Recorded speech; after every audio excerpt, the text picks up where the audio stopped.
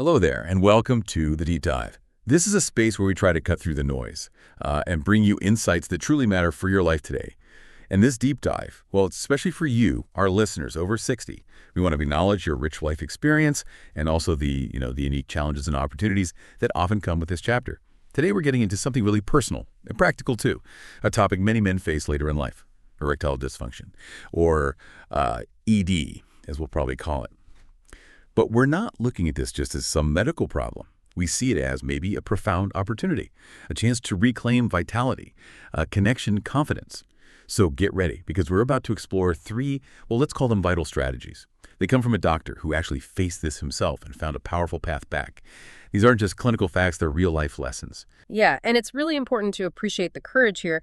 Dr. Mohit Khera, he is a board-certified urologist, a men's health expert, but he shares a story from both sides. The scientific knowledge, yes, but also the deep personal experience of having navigated and overcome his own struggles with ED.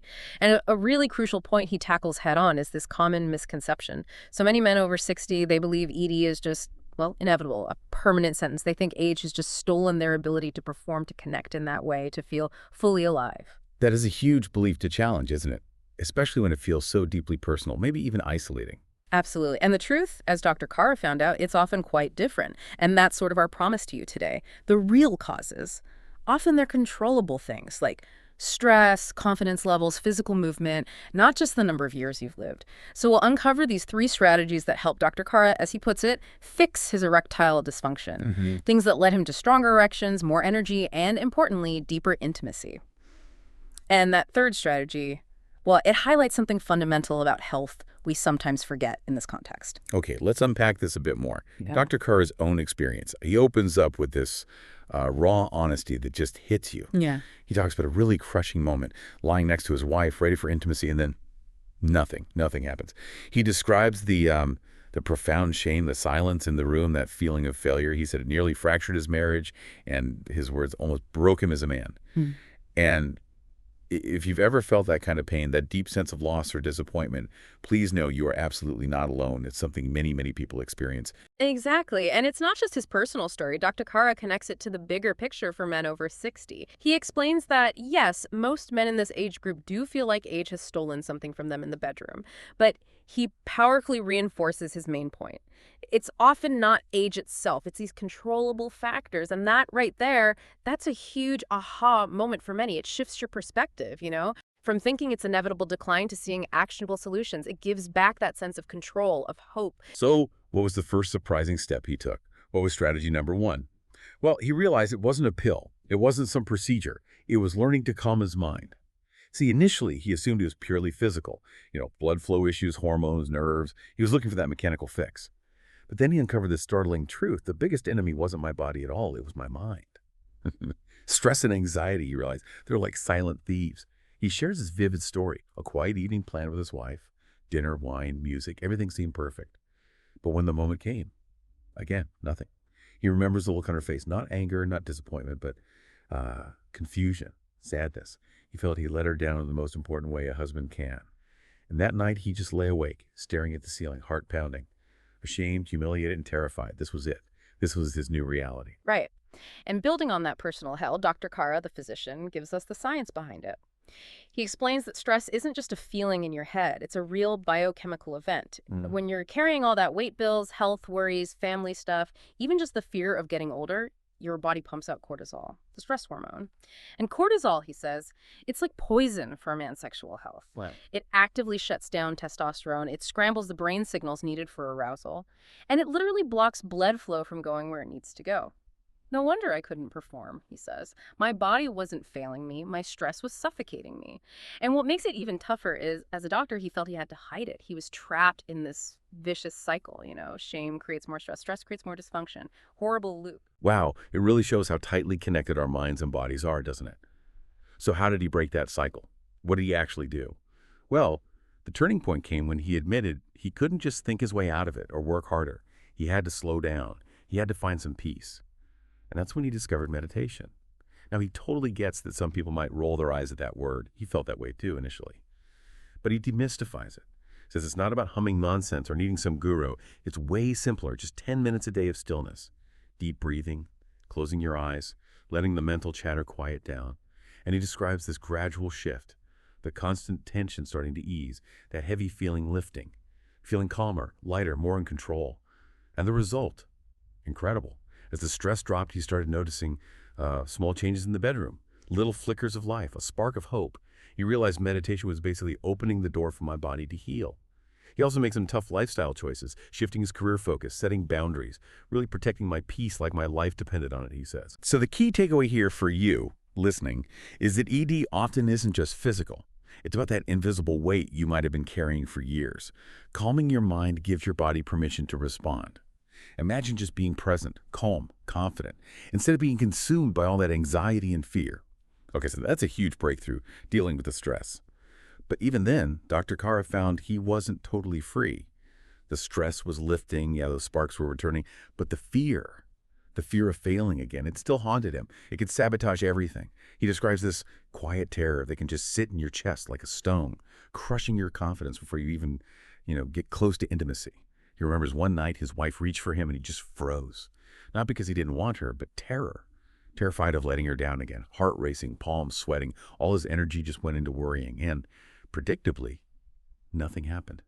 He saw the sadness in her eyes again, not blaming him, he knew that, but just missing that closeness they used to have. He felt like he was vanishing as a man right there. So yeah, the obvious question then is, how do you break that cycle, the fear cycle? And this is where Dr. Khera's own doctor offered a really brilliant perspective, actually, really helpful. The solution proposed was using medication, but short term.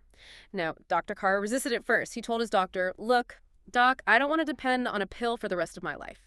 Makes sense, right? But his doctor looked him right in the eye and said something really crucial. He said, this isn't about forever. This is about reminding your body and your mind that you're still capable. And the outcome, it was extraordinary. It wasn't just the physical reaction happening again. It was the emotional release. He felt whole again. He saw the relief in my wife's eye, the joy in her smile. It was the proof he needed to believe again. So the core message here for you, our listener, is so important. Using short-term support like that, it's not weakness, it's not failure, it's definitely not cheating. It's a tool. Think of it like a bridge, a way to get your confidence back. Dr. Khera really stresses, don't let pride keep you stuck in that painful place. He uses this great analogy. That little blue pill was never the destination. It was the training wheels I needed to ride again. Oh. Right? It let him stop worrying about the mechanics and just focus on his wife, on the intimacy, the love between them. And slowly, he started to trust his body again. Right. So stress managed confidence rebuilding. But Dr. Khera knew he still needed maybe a permanent solution. He wanted erections to happen naturally again. And this leads us to the third strategy, the third secret. And he says this was the real game changer for him. It was introducing the power of movement, exercise. Now, at first he resisted this too. Same old story, right? I'm too busy, I'm too tired. Mm-hmm.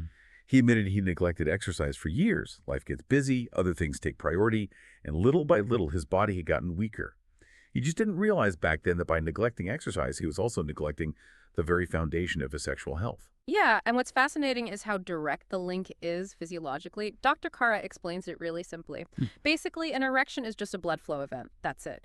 Blood has to rush into the penis and, crucially, stay there long enough. So the problem comes if your blood vessels are stiff, maybe a bit clogged, or just underused from lack of activity. Then erections are always going to struggle. It's physics, really. And the solution? Exercise. It changes everything. It opens up those vessels, strengthens your heart. The pump pushes oxygen-rich blood everywhere. And really importantly, it trains your pelvic floor muscles. Those are the muscles that help hold the blood right where it needs to be. Without regular movement, your body simply can't sustain healthy, natural erections over the long term. And Dr. Khera's own journey with exercise, it sounds so relatable.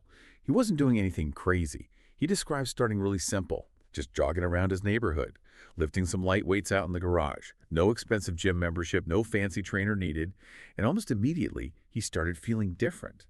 More energy, yeah. Better posture.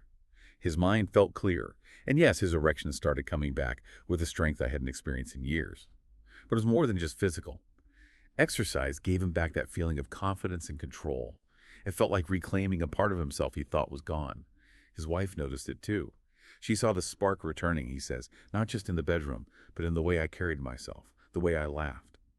Exercise basically gave him back the man I used to be. So this brings up a really critical question for anyone listening, especially if you're older. Is it ever too late to start exercising? And the science Dr. Kara points to gives a resounding no, absolutely not. Men who exercise regularly are just far less likely to suffer from ED. That's clear from studies. And it doesn't have to be extreme. Even moderate activity, like walking briskly 30 minutes a day, can drastically improve performance. Weight training specifically helps boost testosterone. Aerobic exercise strengthens your circulation. You put them together. That's the perfect recipe for natural, lasting erections. He really wants to reassure you it's never too late to start. He's seen patients in their 60s, 70s, even 80s start moving more and watch their health completely transform. And the key thing he emphasizes is that exercise is not punishment. It's not about grinding away until you collapse. It's about movement, consistency, just showing up for yourself day after day. Finding activities you actually enjoy, that's what makes it stick. So when you look back at his journey, Dr. Carr realized how all three strategies, these three secrets, they just fit together so beautifully. Let's recap quickly. Stress management, that gave him peace, allowed his body to relax. The short-term support, the medication, that gave him back his confidence, broke the fear cycle. But, he says, it was the exercise, the movement, that ultimately gave him freedom. That was the final piece of the puzzle, the thing that let him stop worrying, stop fearing, and just start living fully again. Yeah, stepping back for a moment, his ultimate message is just so hopeful, isn't it? He remembers how close he came to just giving up, the shame, the silence, the distance it put between him and his wife. But he makes this powerful declaration. Erectile dysfunction does not have to define you. It can be faced, it can be fought, and it absolutely can be overcome. And he really emphasizes the true victory here. It isn't just physical, important, yes, but not the whole story. It's about seeing the light return to your partner's eyes, feeling the closeness you thought you had lost. And knowing, he says, knowing you still have the power to love fully, no matter your age. So what does all this mean for you listening here today? Dr. Carr's message boils down to something simple, but incredibly empowering. Do not give up. Do not tell yourself it's too late. He lays out the path for you again. If you take control of your stress, if you allow yourself the confidence to rebuild, maybe with some temporary help, and if you commit to moving your body, you will find that it's never too late to reclaim your strength, your passion, and your intimacy. The journey, yeah, it isn't always easy, but he promises it's worth it. Because at the end of that road, waiting for you, is the man you thought was gone. The man who is still very much alive, waiting to rise again. Maybe just consider for a moment, not just what physical aspects you might regain, but what deeper connection, what self-acceptance might be waiting for you on this path of reclaiming your well-being. We really hope this deep dive into Dr. Carr's inspiring journey has offered you some valuable insights and maybe a renewed sense of hope. Thank you so much for joining us today. If this deep dive spoke to you, if it resonated, we'd really appreciate it. If you'd like this channel, maybe share this message with someone else who might benefit. And please subscribe so you don't miss our future discussions. They're all designed to help you live your fullest life.